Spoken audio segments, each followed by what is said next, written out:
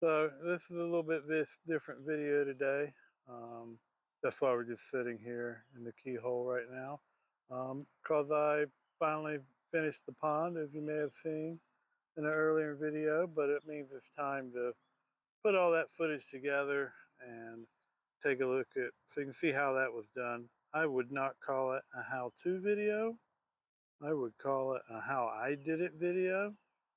Um, so think of it as like this is how I ended up doing the pond. Is it the way you absolutely should do it? Probably not. Will you learn some things from it? I would hope so. Um, so yeah, we're gonna just show you that. I've put all that together, and I hope you enjoy it. And I hope it inspires you to put a wildlife pond in your own garden. Whew. So I'm getting ready to break ground on the pond project. Small pond, garden pond. That's what I've done is I took a like a ground. I think you go. I don't even know if it's called ground measure or whatever. It's basically like a yardstick or a tape measure, but made to be rolled out on the ground. And made the beginning shapes. This is probably maybe 6 or 7 by 4 or 5. This may get bigger. I have a 10 by 13 pond liner, but of course I have to dig the pond deep. It's got to be at least as deep as the blue thing. I kind of want the deepest part to be deeper than that for the lilies, because you want to make sure the lilies are deep enough where I don't have to pull them in. As long as they're below the freezing line of the water, the rhizomes will survive, and so I want to make sure it's deep enough for that. And then there's going to be some other stuff in it. But this is the bare minimum of how big it's going to be. It might be bigger.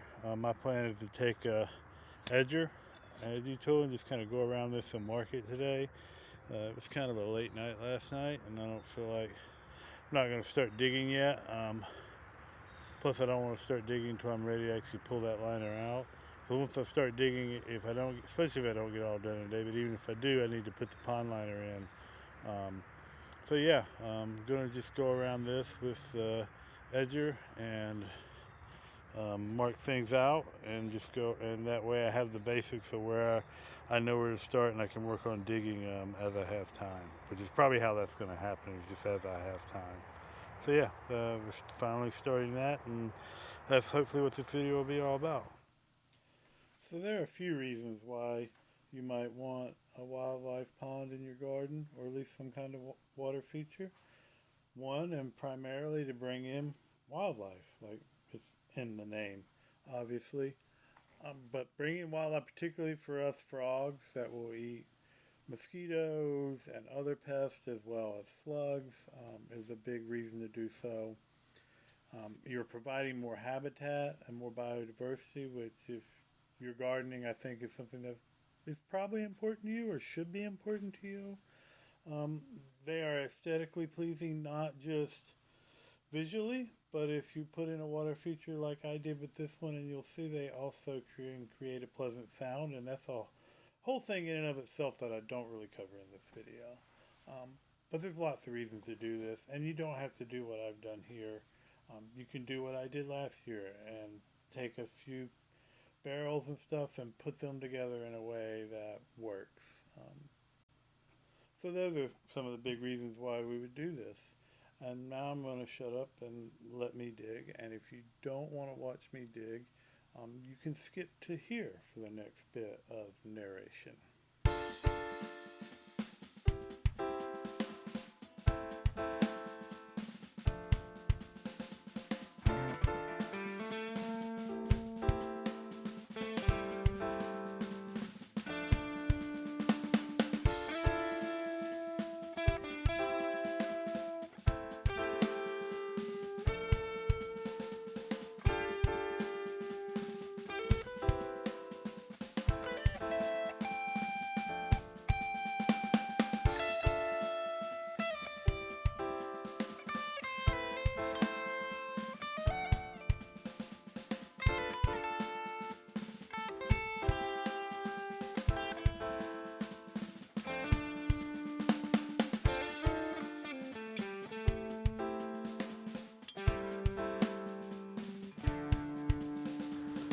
So I've got like essentially what's the north-south trench dug. I'm going to dig a trench across east-west, and then what I'll do is I'll fill in between.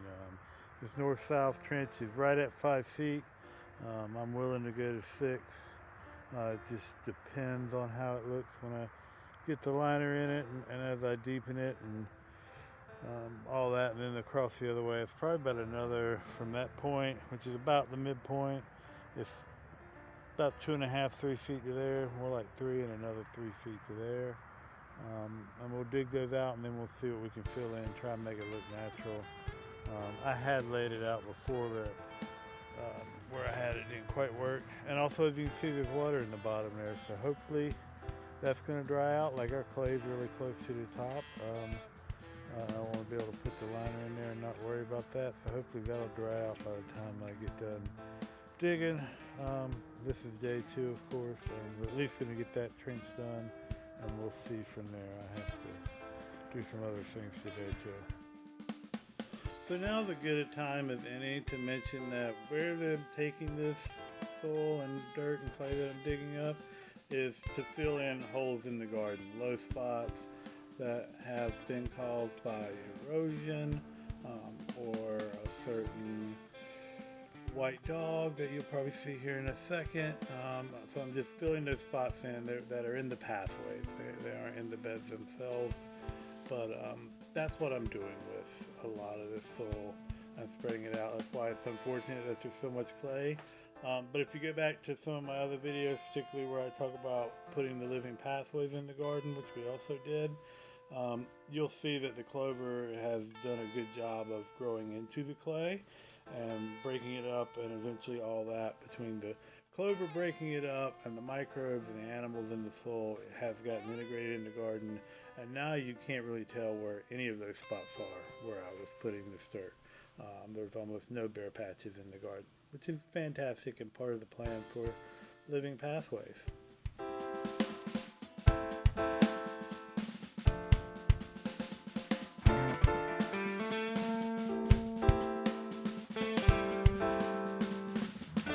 So I got the arms dug.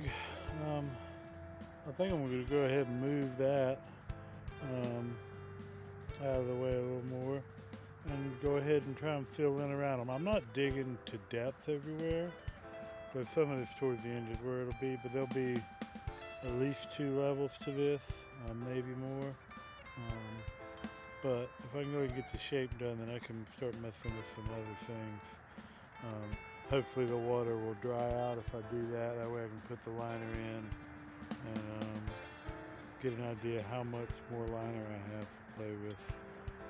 But yeah, I think so far so good. It hasn't been real rocky up here. It's just you hit water pretty quick.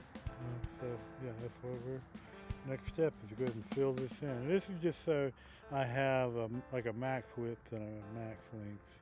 Is why I did it this way instead of shaping it out and just digging that.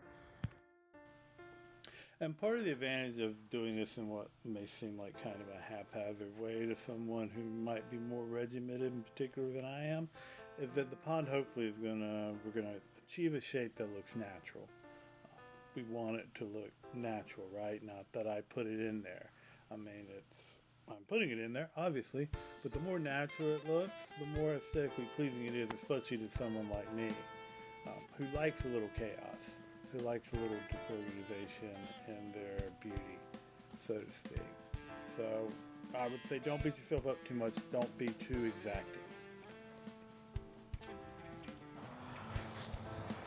So this is where we're at now with the pond. I more or less have the shape I want. I'll adjust it some when I get down in it. But what I've been doing, reason why I wasn't filming as I was doing it, is skimming some stuff off the top. It's been wet, and because the clay's so close to the top and it's not been warm, it's stayed wet, so I can't really dig down in it like I'd like to. At least I'm not to the point where I'm going to dig down in that stuff yet. I'm not that desperate. Hopefully it'll warm up here in the next week or two, and this will dry out enough for me to finish getting like the deepest depth built and put in my kind of the different levels, but this is where we're at right now. It's a mess, and it's an ugly mess.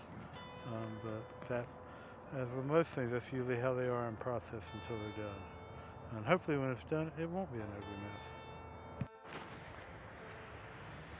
So it's been 3 days since it rained, and still waiting on the water to get out of here. I mean, it's only been like in the low to mid 60s a couple days. And of course it's going to rain all week, so I guess I'm not going to get to dig this out more. Here's hoping it dries out eventually for me to get the work done and finish the pond and make it look nice. I would think it's going to. Just probably not in the time I want. So a lot drier, but still not quite dry enough in the bottom for me to want to put the tarp in, but I think it's dry enough for me to finish up shaping most of the sides. I'll use the flat shovel for that. It'll work a little better for that, I hope. So I thought we're going to work on shaping up the sides and then making sure that deep part is a little bigger. Probably dig it out just a little bit. So that it'll be ready for the water lily pot to go down in there.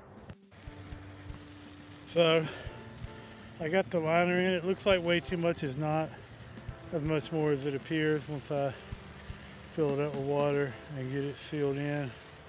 Which is what we're going to do. We're going to fill it up with water, go ahead and put the water lily in it.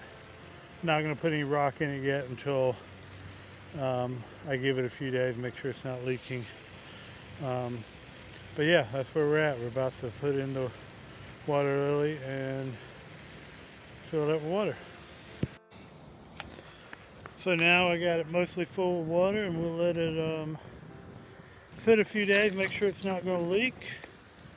And then as long as it doesn't, we'll add the rocks and cut off the excess and start working on the border around it and getting some new plants for it. So see, that water is muddy because like I said, I put the water lily in there, and I put the water that the water lily was in there because there's a lot of stuff in it, and also some hornwort and stuff to help oxygenate it. And I was walking around in my muddy boots in there, so it should hopefully clean itself out after a while. But we'll see how it looks tomorrow.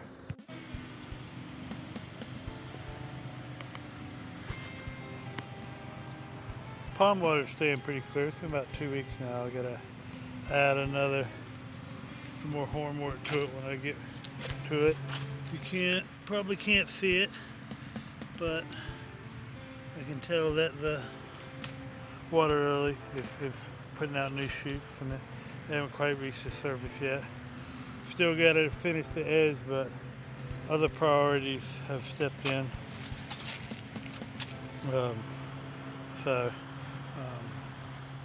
But yeah, at least the water looks good. I got the old little floating fountain from the smaller one back in, so there's some movement, and some more places threw in some wood to keep the bees from drowning. But yeah, that's the pond right this second. So time has passed, obviously. We've got in some plants that we picked up at a local nursery. You definitely need plants in your wildlife pond. That's part of the point. Your local nursery, if it's locally owned, will probably have ones that are going to work at least for your season and can give you some advice. At this time, the pump's not working, but it will be in a minute. But yeah, putting plants in creates habitat for things like that dragonfly that you've been seeing.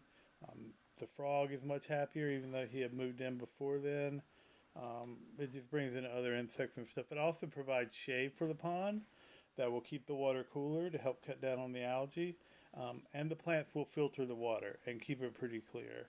And as you'll see, like, our water has stayed pretty clear, which I'm really happy about. I also added some hornwort I got there. But here you can see the finished product. You're probably hearing the water not as well as I can hear it from my spot. Like, that's a big part of this for me, is like, what is the sound that the water makes? Well, there is part of the reason there is a pump and an upper basin for the water to flow out of, is because I want that sound. I want that meditative sound of flowing water. But this is what it looks like from our main feeding area. I'm really happy with that. We have seeded in some things around it that will grow in. Eventually the clover will creep in. I'm actually probably going to let the clover grow all the way up to the edge of the pond and remove that rock as time goes by so that we can hide more of the liner. There's still some parts of the liner that need to be hidden, not just for aesthetic reasons, but because that black liner will absorb heat and it'll make the water hotter than it needs to be. And the water gets plenty of sun to be hot enough for the frogs and everything else in the day. As you can see, it's pretty much loaded with plants now. Everything is really grown in since that last footage. The water lily is spectacular. I think that may be the new one because I certainly did not have two-tone flowers last year. I have been yet to figure out if there's something that causes that or if it's just a particular kind of water lily. If it's a particular kind, I did not know that was the kind I bought when I bought the new one. But I'm very happy with it. It's obviously very beautiful. It's like a little small jungle in there, its own habitat. There are bees and there are dragonflies and all kinds of things in there.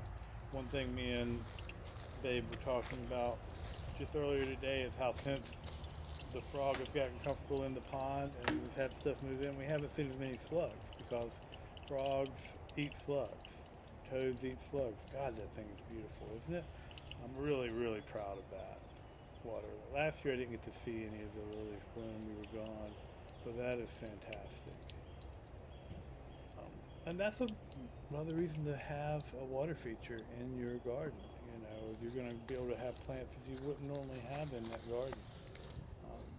I have more rock to go in here, which will be nice. That stuff you're seeing on the surface is some kind of water moss. I've yet to figure out exactly what kind.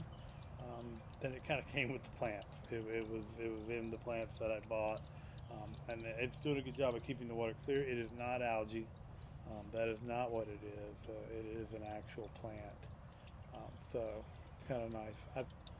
So yeah, that's our pond for the most part. There's still work to do.